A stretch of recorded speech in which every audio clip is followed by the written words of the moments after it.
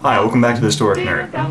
In 1993, Congress thought America was under attack. They thought the social fabric of our country was being unraveled, not by some foreign aggressor, but by the American video game industry. Very alert.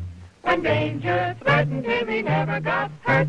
He knew just what to do. I want to warn you right now, this episode has a lot of congressional footage, but it's well worth it.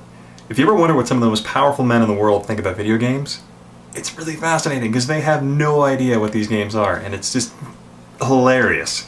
And it is a level of humor I could never reach. But these men will share with you the greatest insight that I could only compare to how a Neanderthal might explain fire.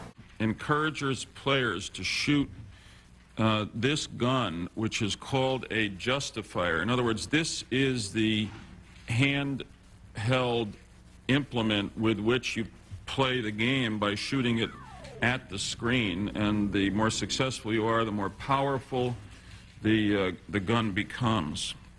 The 16-bit era of video games brought about drastically improved graphics that far exceeded their 8-bit predecessors.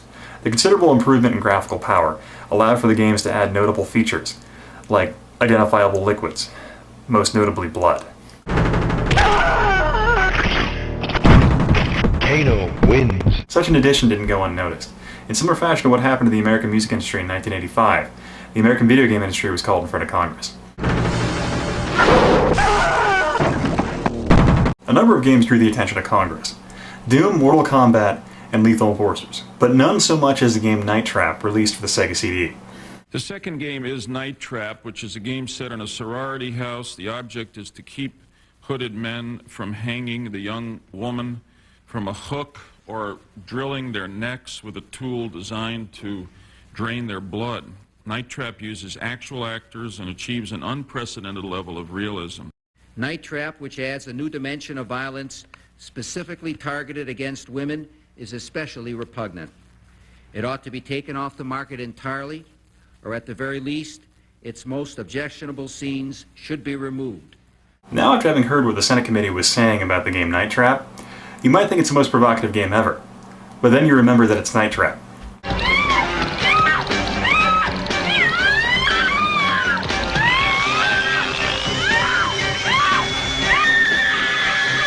Now I'm going to show you some footage of the CEO of Nintendo America throwing Night Trap under the bus, having known nothing about the game, or potentially even the specs of his own system. In the past year, some very violent and offensive games have reached the market. And of course, I'm speaking about Mortal Kombat and Night Trap.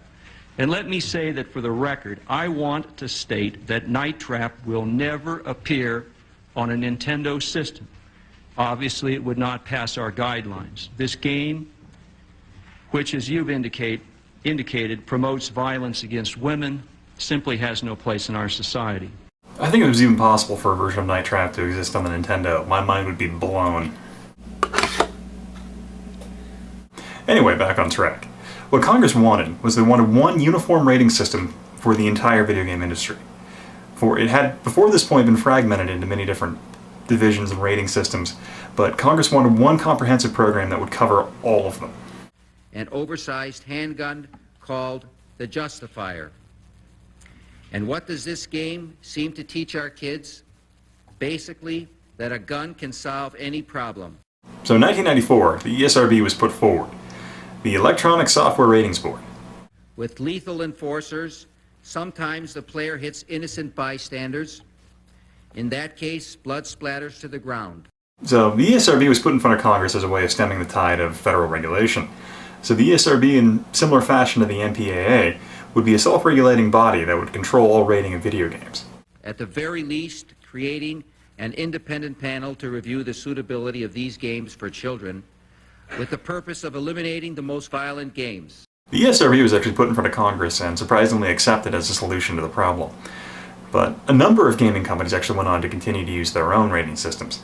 But the majority of the video game industry actually went on to ratify the ESRB as their main system of regulation.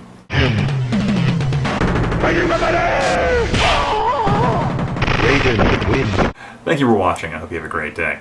And now I'm going to leave you with footage of the people who are trying to regulate the video game industry having a hard time running a TV and VCR. Should we come back to it later, Kathy? I presume that the kids who are playing these games have more success than we this morning at showing them.